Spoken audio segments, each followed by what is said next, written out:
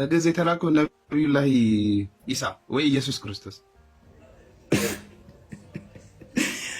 ለእስራኤል ወረደ። ይኸውልህ ተማኝ ግዕዝ ተናጋሪ ነበረ።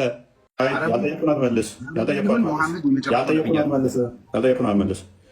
አንድንም አላክንም ሲል ከመሐመድ በፊት ነው ያወራው ክፍሉ። ከመሐመድ በፊት ለሁሉም ሀገራት ለሁሉም ጎሳ በቋንቋቸው ልከናል ነው። ምክንያቱም ቁርአን መሐመድ ላይ ነው የወረደው ነው። ከመሐመድ በኋላ ነው ቁርአን የወረደው። ወንድማችን ቁርአን የወረደው መሐመድ ላይ ነው። ስለዚህ አስቀድሜ ለሁሉም ጎሳ በገዛ ቋንቋቸው ልክ ያለው ነው የሚለው ክፍሉ። ስለዚህ ከመሐመድ በፊት ለእኛ የተላከልን ነቢ ማን ነው? በገዛ ቋንቋችን። ልብ በል የእኛ ጎሳ የሆነ በገዛ ቋንቋችን። የገዛ ቋንቋ ምን ነበር የዛኔ? አማርኛ ወይንም ደግሞ አማርኛም ካልሆነ የገዛ ቋንቋችን ኦሮምኛም አለ። ኦሮምኛም ካልሆነ ትግርኛ አለ። ትግርኛም ካልሆነ ግዕዝ አለ።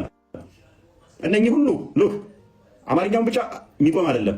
ግዕዝም ይመለከተዋል፣ ትግሬውም ይመለከተዋል፣ አፋሩም ይመለከተዋል፣ ሶማሌውም ይመለከተዋል፣ ወላይታውም ይመለከተዋል፣ ሀዲያውም ይመለከተዋል። ጎሳው የራሱን ቋንቋ ሉክ ጎሳው የራሱ ቋንቋ ይመለከተዋል። አንድንም አላክንም ስለሚል ማለት ነው እኮ እሱ አሁን ነው የመጣው። ይሁን አሁን የምጠራው እንዳለ አሁን የመጣ ነው። እሺ በግዕዝ የተላከው ማን ነበረ? በግዕዝ የተላከው ነቢዩላህ ኢሳ ወይ ኢየሱስ ክርስቶስ ለእስራኤል ወረደ። ይኸውልህ ተማኝ ግዕዝ ተናጋሪ ነበረ። ኢሳ ግዕዝ ተናጋሪ ነው። እናንተ አት ገዜ ለንታይ ብሎ ራሱ ያስተማረው ኢሳ ነው። ይኸውልህ ስለዚህ ቁርአኑ ተሳስቷል ማለት ነው። ኢሳን ለእስራኤል ልጆች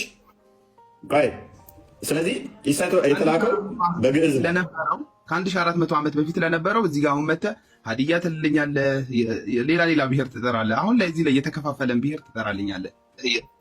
ያው ምን አይነት ጥያቄ ነው እየጠየቀኝ ያለው? ኦኬ ምን አይነት ብሔር ነው? ምን አይነት ጥያቄ ነው የጠየቀ ያለው? ሀዲያ የመጣው ገና ትናንትና ይመስላል። ነብይ ከሆነ በኋላ ይመስላል። ሀዲያ የሚባል ብሔር የታወቀው በዓለም ላይ ወይንም ደግሞ ብሔራቸው ሀዲያ የሚባሉት የትናንትና ሰዎች ይመስላል የነበሩ ናቸው።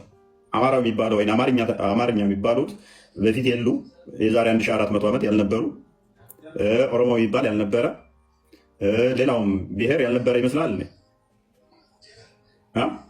እንደዛ ታስቡ። የዛሬ ትናንትና እኮ ነው መሐመድ 600 ዓመት እኮ ነው። እንኳን በመሐመድ ጊዜ በንጉሥ ሰለሞን ጊዜ ንግሥት ሳባ ሄዳ እኮ ምን እንዳለች እኮ እናምናለን እኛ።